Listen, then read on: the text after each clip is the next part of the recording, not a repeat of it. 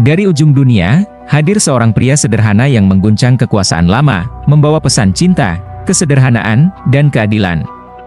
Bukan dari istana mewah, bukan dari keluarga kerajaan, tapi dari jalan-jalan sempit Buenos Aires, Argentina. Inilah kisah Paus Fransiskus, pemimpin umat Katolik dunia yang menolak kemewahan dan memilih kerendahan hati sebagai jalan suci. Ia dilahirkan pada 17 Desember 1936 di Flores, sebuah distrik sederhana di Buenos Aires. Anak dari pasangan imigran Italia, Jorge Mario Bergoglio tumbuh dalam lingkungan yang penuh nilai kerja keras dan religiusitas. Sejak muda, ia telah menunjukkan ketertarikan pada ilmu pengetahuan. Tapi takdir membawanya ke arah yang berbeda. Ia jatuh sakit parah, kehilangan sebagian paru-parunya, dan sejak saat itu, hidupnya berubah. Di masa remaja, Jorge mengalami titik balik. Ia merasakan panggilan spiritual yang begitu kuat. Ia memilih jalan hidup sebagai imam dalam Serikat Yesus, Jesuit, sebuah ordo Katolik yang dikenal disiplin, intelektual, dan progresif. Keteguhan dan ketulusannya menuntunnya menapaki tangga kepemimpinan gereja, tapi ia tetap bersahaja. Ia lebih memilih berjalan kaki kemana-mana, naik bus umum, dan tinggal di rumah kecil di tengah kota. Sebelum menjadi paus, Jorge adalah uskup agung Buenos Aires. Ia dikenal sebagai pastor jalanan, yang tak pernah segan turun ke tengah kaum miskin. Ia mengkritik ketimpangan sosial, mengecam korupsi, dan berdiri bersama buruh. Ketika krisis ekonomi melanda Argentina, Jorge adalah suara nurani. Dalam keheningan dan kesederhanaannya, ia menjadi harapan.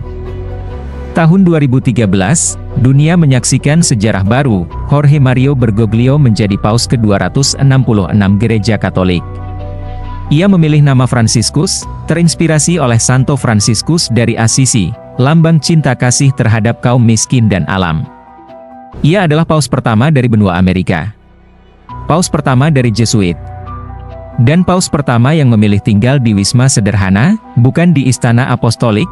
Paus Fransiskus menolak limusin, memakai sepatu lama, dan mencuci kaki para narapidana. Tapi ketegasannya tak bisa diremehkan. Ia menyuarakan keadilan lingkungan dalam ensiklik Laudato Si, mengkritik kapitalisme rakus, memperjuangkan imigran, dan menyerukan agar gereja kembali ke akar kemanusiaan. Ia berbicara tentang cinta, bukan penghakiman. Tentang kasih, bukan kekuasaan, tapi jalannya tak mulus. Banyak pihak dalam gereja sendiri menentangnya. Beberapa menyebutnya terlalu progresif, terlalu terbuka. Tapi Paus Fransiskus terus melangkah. Ia membentuk komisi untuk penyintas kekerasan seksual dalam gereja. Ia merangkul kaum marginal, bahkan berkata, "Siapa aku untuk menghakimi?" Sebuah pernyataan yang menggema dalam sejarah gereja modern. Di dunia yang penuh kebisingan, Paus Fransiskus menghadirkan suara sunyi yang menggugah. Ia membuka jendela harapan, memperluas makna iman, dan membangun jembatan antaragama. Bagi sebagian orang, ia hanyalah seorang paus. Tapi bagi banyak lainnya, ia adalah cahaya di tengah kekacauan dunia. Paus Fransiskus bukan hanya pemimpin agama. Ia adalah simbol zaman yang merindukan belas kasih, kesederhanaan, dan keadilan. Ia membuktikan bahwa kekuatan bukan terletak pada tahta, tapi pada keberanian untuk mencintai tanpa batas. Dari ujung dunia, suara itu kini menggema, menyentuh hati umat manusia.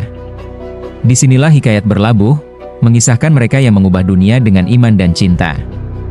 Setelah Jorge Mario Bergoglio diumumkan sebagai Paus Fransiskus pada 13 Maret 2013, dunia menyaksikan lahirnya era baru dalam kepemimpinan gereja Katolik.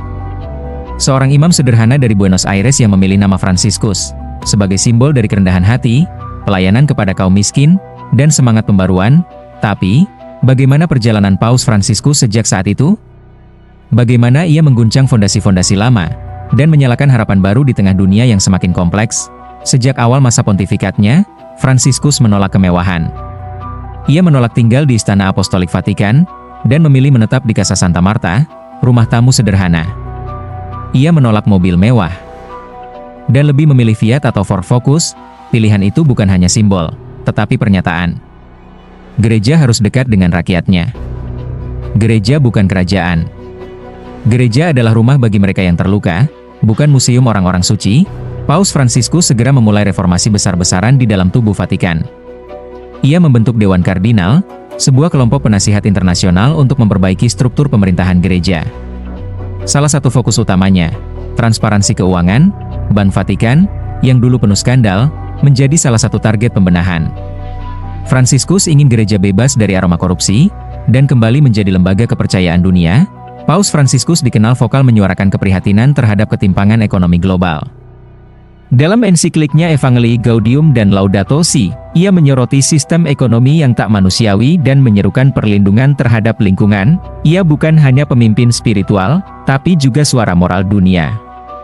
Kritiknya terhadap kapitalisme tanpa etika, terhadap pengrusakan alam, dan terhadap perlakuan terhadap pengungsi, menjadikannya tokoh yang disegani sekaligus dikritik keras. Dalam sejarah gereja Katolik, jarang ada paus yang begitu aktif menjalin dialog lintas agama.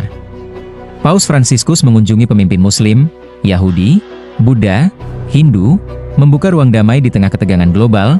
Tahun 2019, ia menandatangani dokumen persaudaraan manusia bersama Imam Besar Al-Azhar di Abu Dhabi. Sebuah peristiwa bersejarah yang menjadi pondasi etika kemanusiaan lintas agama. Dalam isu sensitif seperti LGBT, peran perempuan, dan selibat imam, Paus Fransiskus mengambil pendekatan pastoral yang lebih terbuka. Meskipun tidak mengubah doktrin resmi, ia menekankan pentingnya menemani, bukan menghakimi. Ucapan terkenalnya, "Siapakah aku untuk menghakimi?" menjadi simbol perubahan wajah gereja menjadi lebih inklusif dan penuh kasih. Namun, tak semua setuju. Di dalam Vatikan sendiri, suara konservatif mencoba menghalangi langkahnya. Tapi Fransiskus tetap berjalan, pelan, namun pasti. Kini, Paus Fransiskus memasuki usia senja. Meski menggunakan kursi roda dan seringkali beristirahat karena sakit lutut, semangatnya tak surut. Ia terus berkarya, berbicara, menginspirasi. Dunia bertanya-tanya, apakah ia akan mengikuti jejak Paus Benediktus XVI, mundur dari jabatannya. Tapi hingga kini, Fransiskus tetap berdiri. Ia belum selesai. Paus Fransiskus adalah jembatan. Jembatan antara masa lalu dan masa depan gereja. Antara suara tradisi dan bisikan dunia modern. Antara langit dan bumi, antara kekuasaan dan kesederhanaan. Dalam diamnya, dalam senyumnya, dalam kata-katanya yang hangat, dunia melihat harapan, dan kisahnya belum usai. Pagi itu, 21 April 2025, dunia terdiam. Paus Fransiskus, pemimpin umat Katolik sedunia, wafat di usia 88 tahun di kediamannya, Casa Santa Marta, Vatikan. Kabar duka ini mengejutkan banyak pihak, mengingat sehari sebelumnya, beliau masih menyapa umat di lapangan Santo Petru. Apa yang sebenarnya terjadi? Mari kita telusuri misteri di balik wafatnya Paus dari ujung dunia ini. Sehari sebelum wafat, pada Minggu Paskah, Paus Fransiskus muncul di hadapan umat, memberikan berkat Urbi et Orbi. Meski terlihat lemah, senyumnya tetap menyapa hangat. Malam harinya, beliau beristirahat seperti biasa. Namun, keesokan paginya, kondisi beliau menurun drastis dan akhirnya wafat pada pukul 7.35 waktu setempat. Di balik senyum dan salam hangat yang beliau sampaikan di hadapan publik dunia pada Minggu Paskah 2025, tak banyak yang tahu bahwa tubuh Paus Fransiskus telah menanggung beban fisik yang tak ringan. Menurut laporan resmi dari Tahta Suci Vatikan, Paus Fransiskus mengalami serangan stroke mendadak pada dini hari, tepatnya pukul 03.20 waktu Roma. Serangan tersebut membuatnya tak sadarkan diri dan memicu koma ringan. Tim medis Vatikan segera memberikan penanganan darurat. Namun pada pukul 07.35 pagi waktu setempat, beliau dinyatakan wafat karena komplikasi stroke yang berujung pada gagal jantung. Tapi ini bukan akhir yang datang begitu saja. Sudah sejak beberapa tahun terakhir, Paus Fransiskus berulang kali masuk perawatan intensif akibat penyakit-penyakit yang melemahkan tubuhnya, mulai dari masalah lutut kronis, operasi usus besar, hingga pneumonia ganda yang sempat membuat beliau absen dari misa Natal 2 tahun lalu. Bahkan pada awal tahun 2025, beliau dikabarkan menjalani perawatan khusus untuk infeksi saluran pernapasan. Meski begitu, dalam beberapa pidato publik, beliau selalu menampilkan semangat yang tak pernah padam. Kata-katanya tetap lantang. Tawanya masih akrab. Seolah tubuhnya boleh lelah, tapi semangat pengabdiannya tak pernah usai. Kepergian ini membuat banyak pihak terkejut. Karena hanya sehari sebelumnya, beliau masih tampil dalam pemberkatan Urbi et Orbi, momen sakral yang biasanya hanya dihadiri oleh paus yang berada dalam kondisi terbaik. Para pengamat kesehatan Vatikan pun menyebut bahwa Paus Fransiskus adalah simbol kekuatan spiritual yang terus menyala, meski tubuhnya mulai renta. Beliau pernah menyebut dalam satu wawancara, "Saya lebih memilih kelelahan karena pelayanan daripada pensiun karena usia." Pernyataan itu kini terasa menggema. Karena benar, beliau mengabdikan hidupnya hingga akhir napas terakhir. Tapi bagi sebagian orang, kematian yang terjadi begitu cepat menimbulkan pertanyaan. Benarkah ini murni karena kondisi kesehatan? Atau ada hal lain yang tak tampak di permukaan? Spekulasi pun bermunculan, namun sebelum kita masuk ke sana, mari kita pahami dulu bagaimana dunia menyambut berita duka ini. Dan mengapa kematian seorang paus menjadi perhatian global yang begitu mendalam, saat kabar wafatnya Paus Fransiskus diumumkan ke publik. Dunia seolah terhenti sejenak, dalam hitungan menit, media global menampilkan berita utama, Paus Fransiskus meninggal dunia, dari lapangan Santo Petrus di Vatikan hingga ke gereja kecil di pelosok Amerika Latin. Tangis duka dan keheningan menyelimuti umat Katolik, namun duka ini tidak terbatas pada umat Kristiani semata. Dunia Islam, Hindu, Buddha, hingga komunitas Yahudi dan agnostik pun mengirimkan simpati mendalam. Karena bagi banyak orang, Paus Fransiskus bukan hanya pemimpin agama, ia adalah simbol kemanusiaan dan perdamaian lintas batas. Presiden dari berbagai negara menyampaikan belasungkawa. Pemimpin Muslim dunia memuji ketulusan dan dialog antar iman yang beliau bangun. Bahkan tokoh-tokoh ateis pun mengakui bahwa Paus Fransiskus adalah sosok yang berdiri di atas sekat-sekat ideologi. Di Indonesia, misa khusus digelar di beberapa keuskupan besar. Doa lintas iman diselenggarakan di Jakarta, Yogyakarta, dan Medan. Di layar kaca, kita melihat umat dari berbagai agama berkumpul menyalakan lilin, menyanyikan Ave Maria, dan membaca puisi doa dalam sunyi. Reaksi umat biasa juga tak kalah menggetarkan. Di media sosial, tagar terima kasih Paus Fransiskus menjadi trending dunia. Ribuan video pendek beredar, berisi potongan-potongan kata beliau yang menyentuh hati. Salah satu potongan video yang paling viral adalah saat beliau berkata, "Tugas kita bukan menilai siapa yang suci atau berdosa, tetapi mengasihi mereka apa adanya." Kata-kata itu kini menjadi epitaf dalam benak jutaan orang. Duka mendalam ini menyadarkan dunia bahwa Sang Paus telah menanam benih kasih dan kedamaian, yang kini tumbuh dalam hati banyak generasi. Namun di balik semua penghormatan ini, mulai muncul suara lirih, suara-suara yang mempertanyakan, apakah benar Paus wafat karena sakit? Atau ada skenario lain yang tak terungkap? Misteri ini mengantar kita ke pertanyaan besar, apa yang sebenarnya terjadi di balik dinding Vatikan menjelang kematian Paus Fransiskus? Di balik duka yang mendalam, tak lama setelah Paus Fransiskus wafat, dunia mulai diguncang dengan teori-teori konspirasi. Kematian seorang tokoh sebesar Paus Fransiskus, seorang pemimpin agama yang dihormati di seluruh dunia, tak lepas dari spekulasi. Meski ada laporan resmi bahwa beliau meninggal dunia akibat komplikasi dari stroke dan pneumonia, ada banyak suara yang mempertanyakan versi tersebut. Salah satu teori yang paling banyak dibicarakan adalah bahwa Paus Fransiskus mungkin telah dibunuh karena kebijakan-kebijakan reformis yang ia terapkan di dalam gereja Katolik. Kebijakan-kebijakan ini, yang meliputi penyelidikan terhadap skandal seksual dalam gereja, membawa beliau berhadap-hadapan dengan banyak pihak yang mungkin merasa terancam oleh perubahan besar ini. Teori lain menyebutkan bahwa Paus Fransiskus mungkin saja menjadi korban konspirasi internal Vatikan.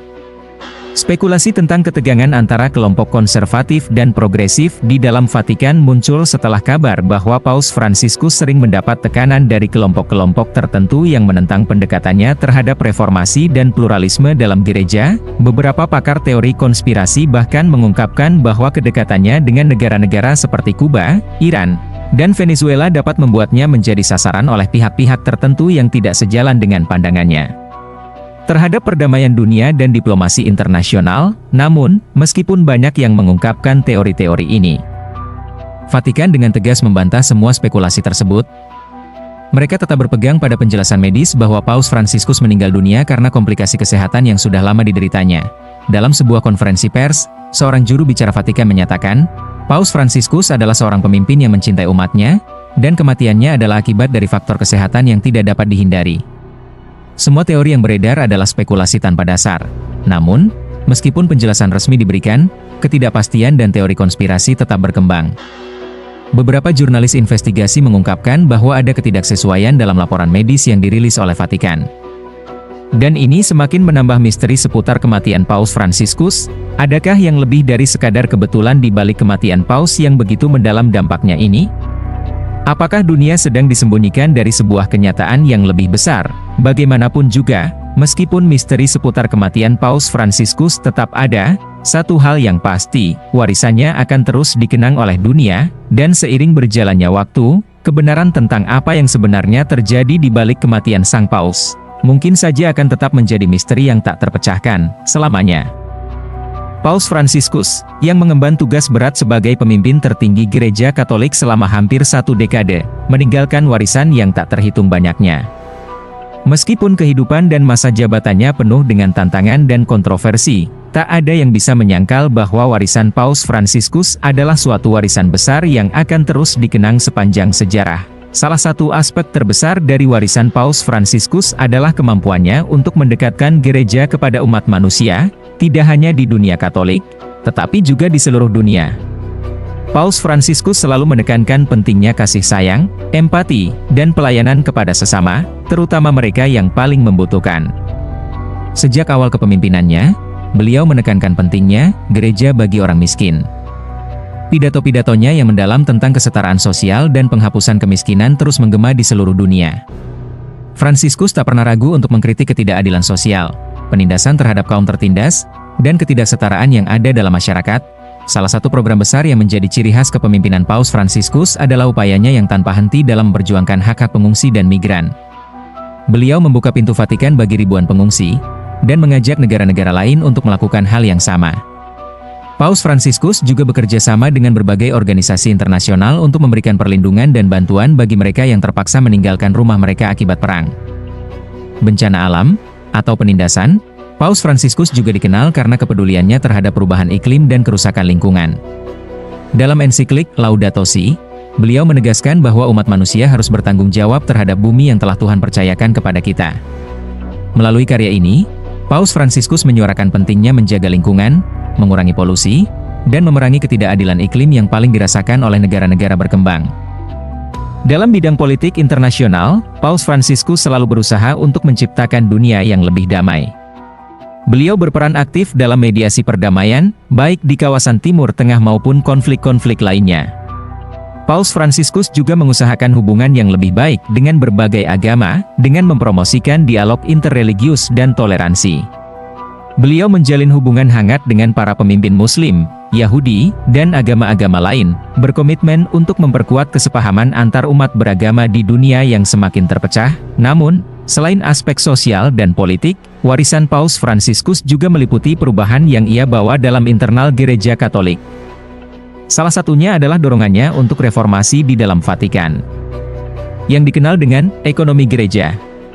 Beliau berusaha untuk mengurangi pengaruh uang dan skandal keuangan dalam gereja, dan berupaya menanamkan nilai transparansi serta akuntabilitas dalam administrasi gereja. Paus Fransiskus juga dikenal sebagai seorang pemimpin yang mengutamakan kesederhanaan. Ia lebih memilih tinggal di tempat sederhana daripada di kediaman resmi paus yang megah, dan seringkali terlihat berinteraksi langsung dengan umat tanpa perantara. Hal ini membuat Paus Fransiskus menjadi simbol pemimpin yang merakyat, yang menempatkan dirinya pada level yang setara dengan umatnya. Tak hanya itu, Paus Fransiskus juga mewariskan pentingnya mengutamakan moralitas dan etika dalam dunia yang semakin terpolarisasi dan dipenuhi dengan kebohongan. Ia menyuarakan keprihatinannya terhadap maraknya hoaks, misinformasi, dan kebohongan yang disebarkan melalui media sosial, serta menekankan pentingnya kebebasan berpendapat yang dihargai dengan penuh tanggung jawab. Warisan yang ditinggalkan oleh Paus Fransiskus adalah warisan tentang kemanusiaan, tentang perdamaian dan keadilan sosial, dan tentang sebuah gereja yang lebih inklusif dan terbuka bagi seluruh umat manusia. Dalam bidang politik internasional, Paus Fransiskus selalu berusaha untuk menciptakan dunia yang lebih damai. Beliau berperan aktif dalam mediasi perdamaian, baik di kawasan Timur Tengah maupun konflik-konflik lainnya. Paus Fransiskus juga mengusahakan hubungan yang lebih baik dengan berbagai agama, dengan mempromosikan dialog interreligius dan toleransi. Beliau menjalin hubungan hangat dengan para pemimpin Muslim, Yahudi, dan agama-agama lain, berkomitmen untuk memperkuat kesepahaman antar umat beragama di dunia yang semakin terpecah. Namun, selain aspek sosial dan politik, warisan Paus Fransiskus juga meliputi perubahan yang ia bawa dalam internal Gereja Katolik. Salah satunya adalah dorongannya untuk reformasi di dalam Vatikan, yang dikenal dengan ekonomi gereja. Beliau berusaha untuk mengurangi pengaruh uang dan skandal keuangan dalam gereja, dan berupaya menanamkan nilai transparansi serta akuntabilitas dalam administrasi gereja. Paus Fransiskus juga dikenal sebagai seorang pemimpin yang mengutamakan kesederhanaan. Ia lebih memilih tinggal di tempat sederhana daripada di kediaman resmi paus yang megah, dan seringkali terlihat berinteraksi langsung dengan umat tanpa perantara. Hal ini membuat Paus Fransiskus menjadi simbol pemimpin yang merakyat, yang menempatkan dirinya pada level yang setara dengan umatnya. Tak hanya itu, Paus Fransiskus juga mewariskan pentingnya mengutamakan moralitas dan etika dalam dunia yang semakin terpolarisasi dan dipenuhi dengan kebohongan. Ia menyuarakan keprihatinannya terhadap maraknya hoaks, misinformasi, dan kebohongan yang disebarkan melalui media sosial, serta menekankan pentingnya kebebasan berpendapat yang dihargai dengan penuh tanggung jawab. Warisan yang ditinggalkan oleh Paus Fransiskus adalah warisan tentang kemanusiaan, tentang perdamaian dan keadilan sosial, dan tentang sebuah gereja yang lebih inklusif dan terbuka bagi seluruh umat manusia. Meskipun Paus Fransiskus telah tiada, pesan-pesan kemanusiaannya tetap hidup, menginspirasi jutaan orang untuk terus berjuang demi dunia yang lebih baik.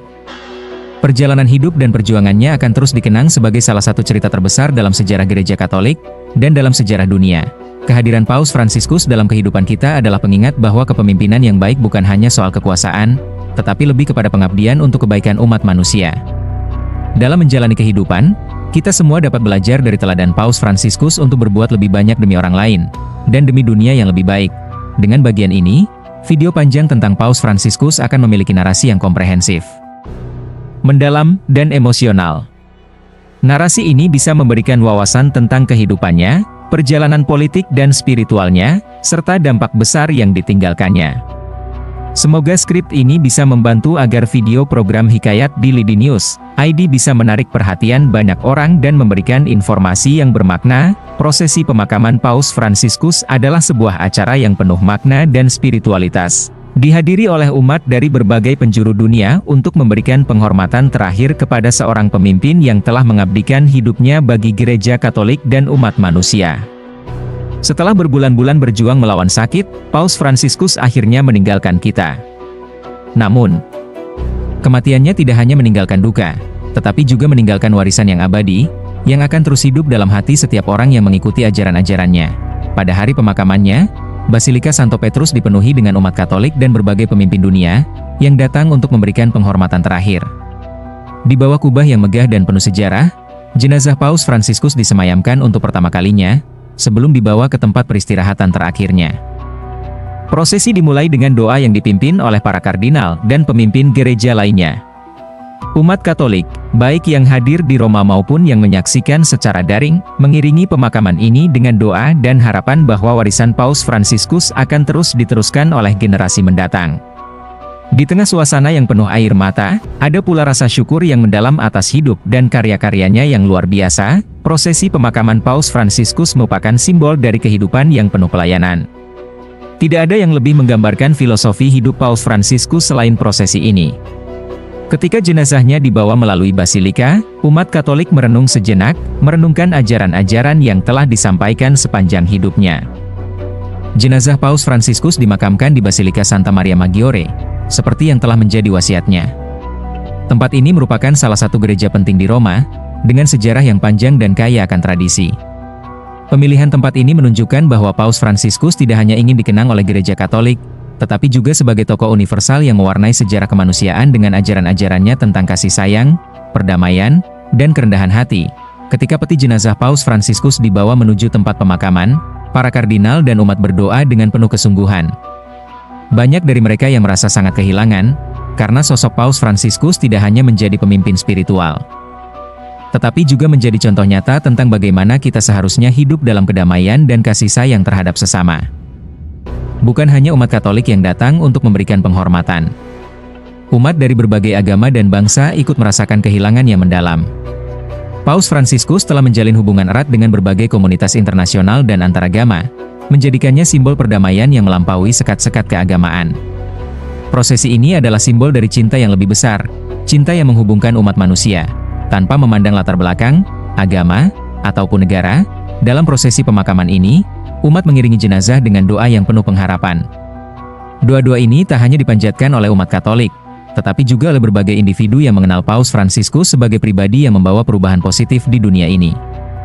Mereka yang telah menerima dampak dari pesan-pesan moralnya, baik dalam hal perdamaian, keadilan sosial, dan hak asasi manusia, merasa terinspirasi oleh kehidupannya yang penuh keteladanan. Setelah jenazah Paus Fransiskus dimakamkan, suasana haru tetap terasa di antara umat yang hadir. Meskipun beliau telah tiada, banyak yang yakin bahwa perjuangan dan ajarannya akan terus hidup dan memberi inspirasi bagi umat manusia. Tidak hanya sebagai paus, tetapi juga sebagai seorang pemimpin dunia yang selalu memerhatikan yang lemah dan tertindas. Acara pemakaman ini juga menjadi momen refleksi bagi umat Katolik di seluruh dunia. Mengingat hidup Paus Fransiskus yang penuh dengan tantangan, tetapi juga penuh dengan pengabdian, beliau adalah simbol dari dedikasi yang tulus kepada Tuhan dan sesama. Dengan sederhana, Paus Fransiskus telah menunjukkan kepada dunia bagaimana seharusnya pemimpin itu berperilaku, dengan rendah hati, peduli pada orang lain, dan tidak mencari kemegahan atau pujian untuk dirinya sendiri. Seiring berjalannya waktu, prosesi pemakaman ini akan tetap menjadi bagian dari sejarah besar Gereja Katolik dan dunia. Paus Fransiskus, meskipun telah meninggalkan dunia ini, tetap hidup dalam setiap ajaran yang telah ia sampaikan. Dalam setiap tindakan yang telah ia lakukan untuk orang-orang yang membutuhkan, dan dalam setiap hati yang telah ia sentuh selama masa hidupnya, semoga perjalanan hidupnya menginspirasi kita untuk terus berbuat baik, menyebarkan kasih sayang, dan memperjuangkan keadilan dan perdamaian, sebagaimana yang telah beliau lakukan selama hidupnya. Paus Fransiskus telah pergi, namun semangat dan ajarannya tetap hidup. Beliau mengajarkan kita tentang kasih, kesederhanaan, dan keberanian untuk berubah. Dunia kehilangan seorang pemimpin besar, namun warisannya akan terus menginspirasi generasi mendatang.